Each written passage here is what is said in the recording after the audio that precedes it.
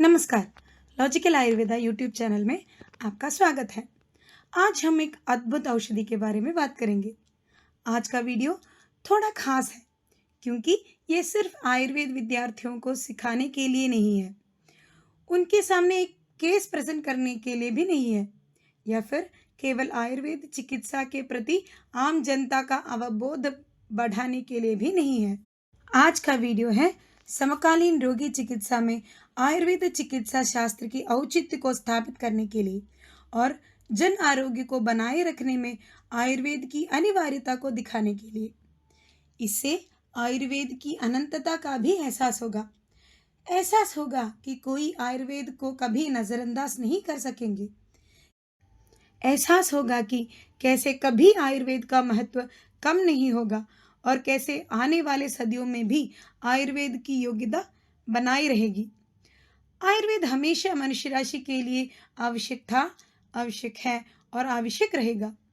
हमारे आज की अनोखी औषधि के बारे में चर्चा शुरू करने से पहले मैं कुछ परिस्थितियों का वर्णन करना चाहूँगी और चाहूँगी कि आप उन अवस्थाओं के बारे में ज़रा मन में कल्पना करें।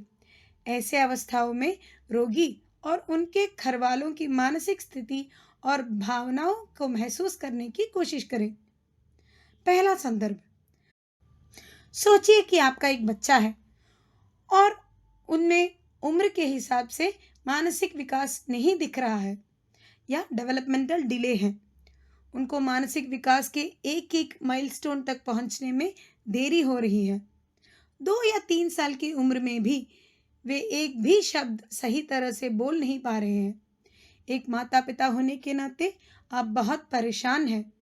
आपको उस बच्चे से बढ़कर दुनिया में और कुछ नहीं है। आप चाहते हैं कि उनकी विकास थोड़ा बेहतर हो। उनके मुंह से 2 शब्द सुनने के लिए आप कुछ भी देने के लिए तैयार हैं। दूसरा संदर्भ, मान लीजिए कि आपके माता या पिता जिन्होंने आपको बड़े प्यार से पाला पोसा और बड़ा किया, अब उनके बुढ़ापे में वो अल्जीमेर्स या डिजेनरेटिव डिमेंशिया जैसे अपक्षयी मानसिक व्याधि के शिकार बन गए हैं। वक्त के साथ साथ उनकी अवस्था बिगड़ती जा रही है। उनकी याददाश्त दिन ब दिन कम होती जा रही है। वे कभी कभी आपको ही पहचान नहीं पा रहे हैं। उनको ये भी पता नहीं चल रहा है कि वे कहाँ हैं या कौन से साल चल रहा है। उनको इस अवस्था में देखकर आपका दिल टूट रहा है और उनके इस अवस्था में थोड़ा सा सुधार लाने के लिए आप जितना चाहे उतना पैसा देने के लिए भी तैयार है। अब देखते हैं तीसरे संदर्भ को। आपके बच्चे को अपस्मार रोग है, उसके कारण बार बार दौरे पड़ रहे हैं।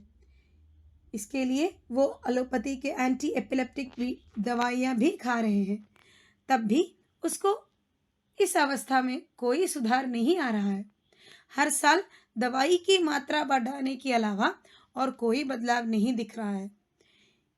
इन दौरों की वजह से उसके रोज के जीवन में भी मुश्किलें हो रही हैं।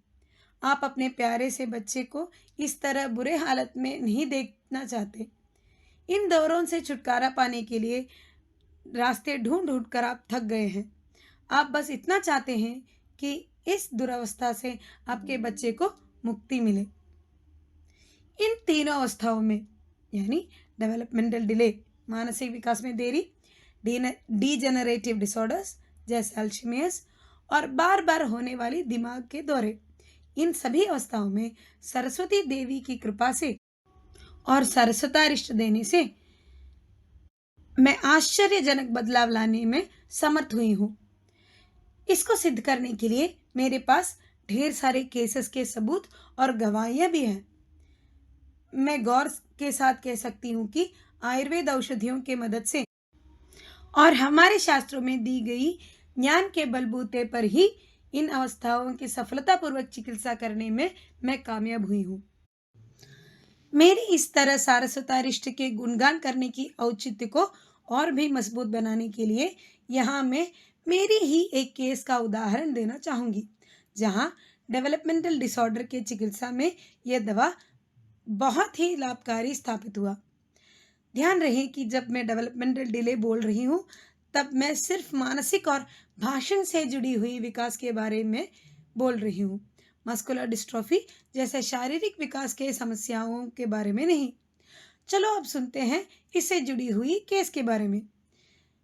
ये मेरे जीवन में घटी एक दिलचस्प घटना है जो मुझे शास्त्रों की ओर ध्यान से पढ़ने के लिए और सारस्वता रिश्ते के बारे में और गहराई में जानने के लिए प्रेरित किया है। ये मेरे लिए एक बहुत ही रोमांचक संदर्भ भी निकला जो मुझे और ज़्यादा विश्वास के साथ आयुर्वेद चिकित्सा करने में प्रोत्साहित किया। हुआ ये कि एक दिन मेरे क्लिनिक में एक बच्चे को उसके माता पिता लेके आए। वो करीब 3 साल का था और उसमें डेवलपमेंटल डिले के लक्षण स्पष्ट थे। वो अम्मा अप्पा भी ठीक से बोल नहीं पा रहा था। उसको 2 शब्द मुंह से निकालने में भी दिक्कत हो रही थी और तोतला रहा था। मेरे क्लिनिकल प्रैक्टिस के प्रारंभी दिनों में मैं दिनेश सर के क्लिनिकल पीडियाट्रिक्स इन आयुर्वेदा नामक पुस्तक की सहायता लेते हुए चिकित्सा तय करती थी और उसी में से डेवलपमेंट डिले की चिकित्सा के बारे में सीखी हूँ। तो इस अवस्था में मैंने उस बच्चे को सारस्वत चूर्ण, सारस्वत अरिष्ट और ब्रह्मीवटी औषध के रूप में तय किया और 1 साल तक यही जारी रखने की सलाह दी। यहाँ मैं आपका ध्यान इस प्रिस्क्रिप्शन के ऊपर लाना चाहती हूँ। डेवलपमेंट डिले में विशेषतः उन बच्चों में जो 3 या 4 साल के होते हुए भी 2 शब्द भी ठीक से बोल नहीं पा रहे हैं, जो बात करने पर तुतलाते हैं, सही तरह उच्चारण नहीं कर पा रहे हैं या मुंह से लार टपक रही है, ऐसे अवस्थाओं में इन 3 औषधों के संयोग का प्रयोग कर सकते हैं। सारस्वत चूर्ण शहद के साथ बच्चे की वाई और वजन के हिसाब से 1 या आधा चम्मच, सारस्वत अरिष्ट 1 या 2 चम्मच दिन में 2 बार और उसके साथ दूध पापेश्वर कंपनी का ब्रह्मीवटी। ये दवा 1 साल तक देना है, मुख्य रूप से स्पीच डिसऑर्डर्स के लिए। चलो वापस आते हैं हमारे कहानी पर। आपको याद होगा कि हमने 1 साल तक की दवाइयाँ उस बच्चे को दी थी। 1 साल बाद एक दिन सुबह मैं अपने क्लिनिक आई तो वहाँ एक बच्चा उसके माँ के साथ मेरे इंतजार कर रहा था। मुझे वो कुछ जाना पहचाना सा लगा, पर सही याद नहीं आ रहा था कि वे इससे पहले मेरे पास किस समस्या के लिए आए थे। मेरे आने पर वो बच्चा अपने माँ से बोला कि माँ देखो डॉक्टर साहब आ गए, चलो अंदर चलें। उनसे बात करने पर मैं ये जान के हैरान हो गई कि वो 1 साल पहले उस बच्चे को स्पीच डिसऑर्डर की चिकित्सा के लिए लेके आए थे। जो बच्चा 1 साल पहले कुछ भी ठीक से बोल नहीं पा रहा था, अब वो पूरे पूरे वाक्यों में बोल रहा था, अच्छी तरह बातें कर रहा था। ये सुन के आपको बनी बनाई कहानी लगती होगी और लगता होगा कि मैं झूठ बोल रही हूँ, पर ऐसा नहीं है।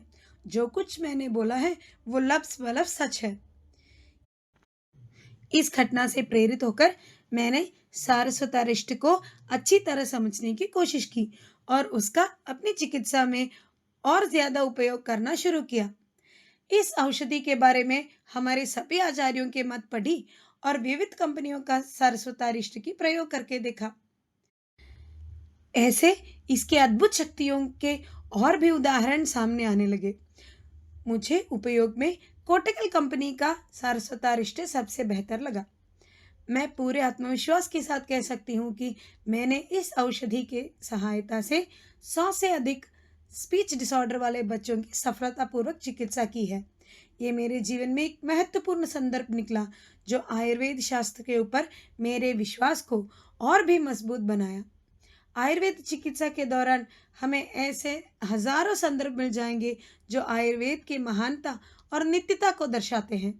चाहे कोई भी कितना भी आजकल आयुर्वेद को बदनाम करने की कोशिश करे, हमारे चिकित्सा को आधार रहित साबित करने की कोशिश करे, वो उसमें कामयाब नहीं हो पाएंगे। आयुर्वेद शास्त्र की रोगी कल्याण हेतु उपयुक्तता के ऊपर और उसके प्रामाणिकता के ऊपर कोई चोट नहीं पहुंचा सकते। उसके औषधि के खिलाफ कई तरह दुष्प्रचार के आगे भी आयुर्वेद शास्त्र अटल रहेगा और भविष्य में भी मानव स्वास्थ्य के लिए अनिवार्य रहेगा।